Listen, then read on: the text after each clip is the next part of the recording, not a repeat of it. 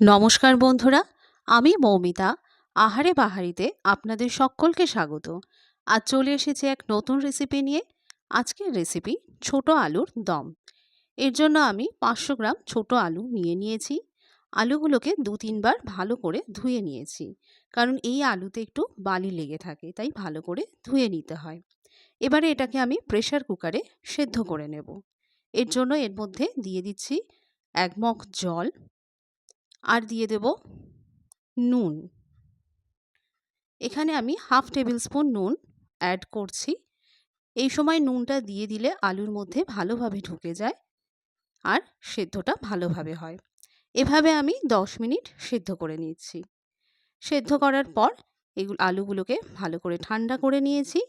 এবারে আস্তে আস্তে আলুর ছালটা ছাড়িয়ে নিচ্ছি। এই আলুর খোসা খুব পাতলা হয় এবং সেদ্ধ করার পর এটি সহজেই ছাড়িয়ে নেওয়া যায়। দেখুন কিভাবে সহজেই ছেড়ে যাচ্ছে আলুর খোসাগুলো। আপনারা চাইলে জলে ভিজিয়েও রাখতে পারেন এবং ওই অবস্থায় জল থেকে তুলে তুলে ছাড়াতে পারেন। দেখুন কত সুন্দর ছাড়ানো হয়ে গেছে। এভাবে বাকি আলুগুলোকেও আমি ছাড়িয়ে নেব। দেখুন সব আলুগুলো সুন্দরভাবে ছাড়ানো হয়ে গেছে। কড়াইতে সর্ষের তেল দিয়ে দিয়েছি। তেলটা একটু গরম হয়ে গেছে। এবারে এর মধ্যে আলুগুলোকে আস্তে আস্তে ছেড়ে দিচ্ছি। আলুগুলোকে সর্ষের তেলের মধ্যে লাল লাল করে ভেজে নেব। নুনটা আগেই আলুর মধ্যে দেওয়া রয়েছে, তাই এই সময় আর নুন দেওয়ার দরকার নেই। আলুটা যেহেতু প্রেসার কুকারে সেদ্ধ করা হয়েছে, তাই সেদ্ধটা খুব ভালো রকম হয়েছে। এটা যদি কড়াইতে সেদ্ধ করা হয়, তাহলে অনেক সময় আলুর ভিতরের অংশটা কাঁচা থেকে যায়। তাই প্রেসার কুকারে সেদ্ধ করে নিয়েছি। আলুটাকে এইভাবে লাল লাল করে ভেজে নিয়েছি। দেখুন কেমন ব্রাউন কালার হয়ে গেছে। এবারে আলুগুলোকে কড়াই থেকে তুলে নেব। ভালো করে তেল ছেঁকে তুলে নিচ্ছি।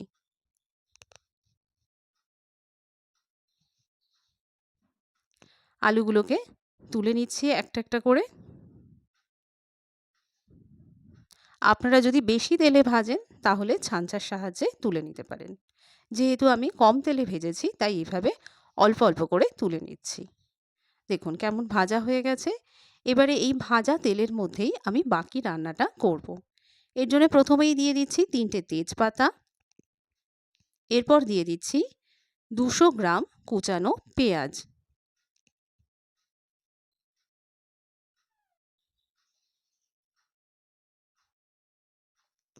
এরপর দিয়ে দিচ্ছি 2টো কাঁচা লঙ্কা। কাঁচা লঙ্কা 2টো ফাটিয়ে দিচ্ছি। আর দিয়ে দিচ্ছি টমেটো। একটা বড় টমেটোকে পাতলা পাতলা করে কেটে রেখেছি। এবার এই সব জিনিসগুলোকে ভালো করে ভেজে নিচ্ছি তেলের মধ্যে। দেখুন সব ভাজা অনেকটাই হয়ে গেছে। এবার এর মধ্যে দিয়ে দিচ্ছি আদার পেস্ট। এখানে আমি 2 ইঞ্চি আদা পেস্ট করে রেখেছি। আদাটাকেও ভালো করে এর মধ্যে ভেজে নিচ্ছি। এরপর দিয়ে দিচ্ছি কড়াইশুঁটি। কড়াইশুঁটিগুলোকে আমি ছাড়িয়ে ভালো করে ধুয়ে রেখেছিলাম। এটা এর মধ্যে দিয়ে দিচ্ছি। এটাকেও একটু তেলের মধ্যে নাড়াচাড়া করে ভেজে নিচ্ছি হালকা করে। তবে কড়াইশুঁটি ছাঁকা তেলে ভাজে না, তাহলে ফাটে। এরপর দিয়ে দিচ্ছি হাফ টেবিল স্পুন জিরের গুঁড়ো।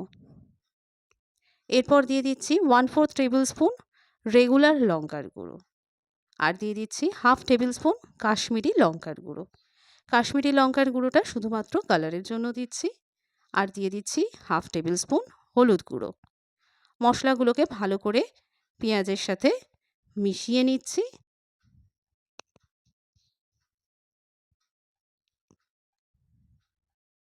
এরপর এতে দিয়ে দিচ্ছি সামান্য পরিমাণ জল। খুব বেশি জল এখন ব্যবহার করছি না।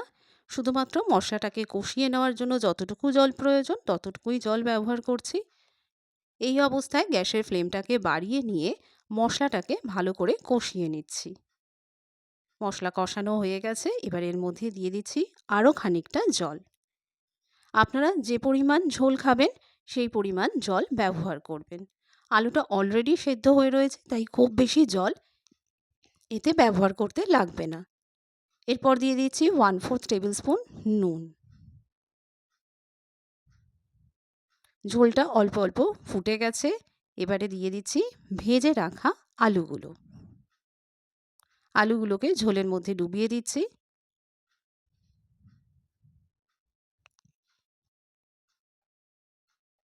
সব আলুগুলো দেওয়া হয়ে গেছে। এবার খুন্তি দিয়ে একটু আলুটাকে ভালোভাবে ঝোলের মধ্যে মিশিয়ে নিচ্ছি। এই সময় গ্যাসের ফ্লেমটাকে মিডিয়াম রাখবো আর ঢাকনা দিয়ে 10 মিনিট রেখে দেব, যাতে ঝোলটা ভালোভাবে আলুর মধ্যে ঢুকে যায়। 10 মিনিট পর ঢাকনা খুলে দিচ্ছি। দেখুন ঝোল কতটা টেনে গেছে। এবার একটু আস্তে আস্তে নাড়িয়ে দিচ্ছি। এই অবস্থায় এর মধ্যে দিয়ে দিচ্ছি কুচানো ধনেপাতা। ধনেপাতার সুন্দর গন্ধ এই তরকারিটাকে আরও বেশি টেস্টি করে তোলে। এটাকেও ভালো করে মিশিয়ে দিচ্ছি।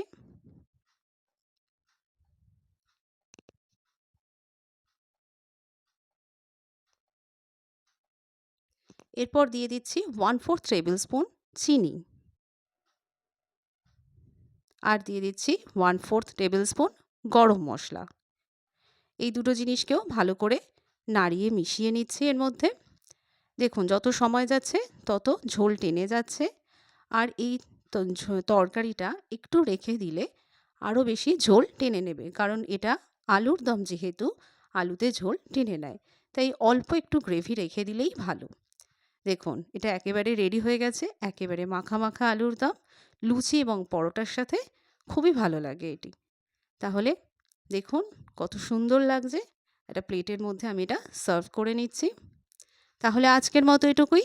আবার দেখা হচ্ছে নতুন একটা ভিডিওতে, নতুন একটা রেসিপি নিয়ে। আমার আজকের রেসিপিটা কেমন লাগলো সেটা কিন্তু কমেন্ট সেকশনে জানাতে ভুলবেন না। আর এরকমই নিত্য নতুন রেসিপি পেতে আমার চ্যানেলকে অবশ্যই লাইক, শেয়ার এবং সাবস্ক্রাইব করবেন। ধন্যবাদ।